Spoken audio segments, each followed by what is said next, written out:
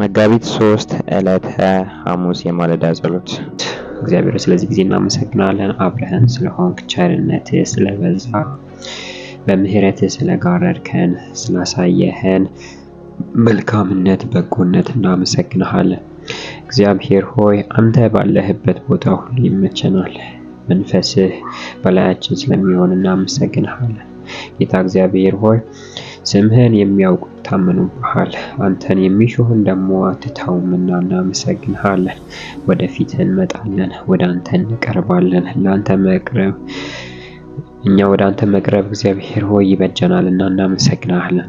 በጌታ በኢየሱስ ክርስቶስ ስም እንዳንተ ቃል ደግሞ እጸልያለሁ። መዝሙረ ዳዊት ምዕራፍ 16 እንዲህ ይላል፣ አምላኬ ሆይ መጠጊያዬ ነህና በከለላ ሰውረኝ። እግዚአብሔር አንተ ጌታዬ ነህ፣ ከአንተ በቀር በጎነት የለኝም አሉት። በምድር ያሉ ቅዱሳን ሙሉ ደስታ የሚያገኙባት ክብሯን ናቸው። ሌሎችን አማልክት የሚከተሉ ሐዘናቸው ይበዛል።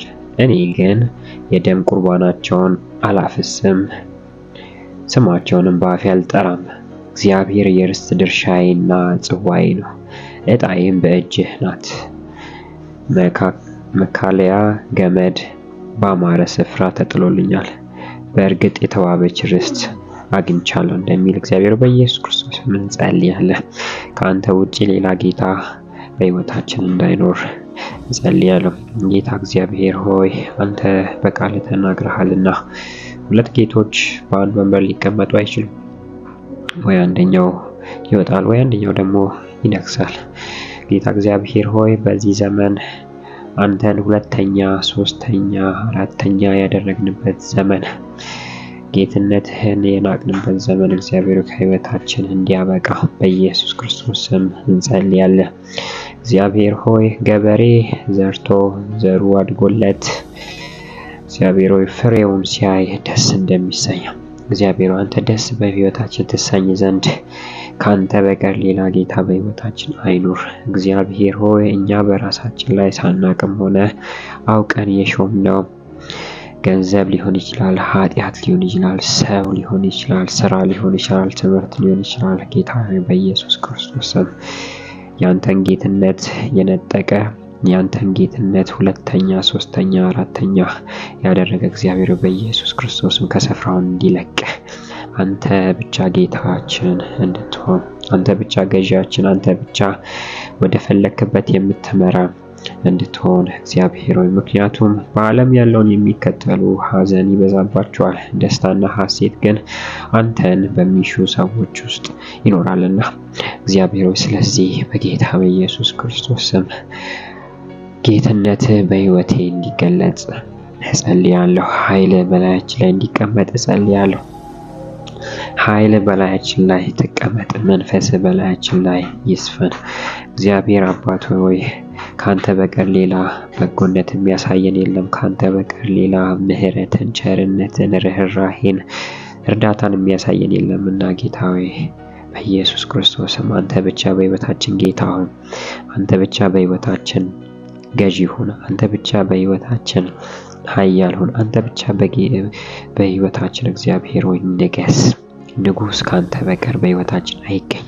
የምንገዛለት ባሪያ ሆነን የምናገለግለው እግዚአብሔር ሆይ ካንተ በቀር ሌላ እንዳይኖር በሕይወታችን እጸልያለሁ። ምክንያቱም እግዚአብሔር ሆይ እንዳንተ ሚራራለን፣ እንዳንተ እነሱን ተዋቸውን እኔን ያዙኝ የሚል የለምና እግዚአብሔር ሆይ ያንተ ግዛት ይመቸናል። ሕዝብህን ስትገዛ በፍቅር ነው። ሕዝብህን ስትገዛ በቸርነት ነው። ሕዝብህን ስትገዛ በተአምራት ነው። ሕዝብህን ስትገዛ በፍቅር ነው እግዚአብሔር ሆይ ስለዚህ አንተ ብቻ በሕይወታችን ግዛ። በወጣቶች ላይ በኢየሱስ ክርስቶስ እጸልያለሁ። በወጣትነታቸው የሚገዛ የትኛውም የዓለም ምኞት እንዳይኖር እግዚአብሔር በኢየሱስ ክርስቶስ አንተ ብቻ ወጣትነታችንን ግዛው። ጌታ እግዚአብሔር በወጣትነት ጊዜ በጎልማሳ ጊዜ እግዚአብሔርን አስብ እንዳለው ቃልህ እግዚአብሔር በኢየሱስ ክርስቶስ ለአንተ መገዛት ያንተን ቃል ማሰብና ማሰላሰል ኖሮ ከመሞት ያለፈ እግዚአብሔር ሆይ በሕይወታችን የሆነ የተጠራንበትን ጥሪ ኖረን እንድናልፍ እግዚአብሔር በኢየሱስ ክርስቶስ እንድትረዳን በመንፈስ እንድታግዘን ለሌሎች አማልክቶች እንዳንገዛ፣ ለብር እንዳንገዛ፣ ለኃጢአት እንዳንገዛ ጌታ እግዚአብሔር ሆይ ዘፈንን በማምለክ ለሴት በመገዛት እግዚአብሔር ሆይ በኢየሱስ ክርስቶስ ዘመናችን እንዳያልቅ ጉልበትን በሴት አትጨርስ ተብሎ እንደተጻፈ አባት ሆይ በጌታ በኢየሱስ ክርስቶስ ስም በተለያየ ነገር ውስጥ የተያዙ ሰዎች ነፃ የሚያወጣ ያንተ ጌትነት በላያችን ላይ ይቀመጥ። ጌታ እግዚአብሔር ልጆች ልጅነታቸውን እንደማንኛውም ዝም ብሎ እንደሚያድግ ሳይሆን በጸጋና በእውነት ያድጉ ዘንድ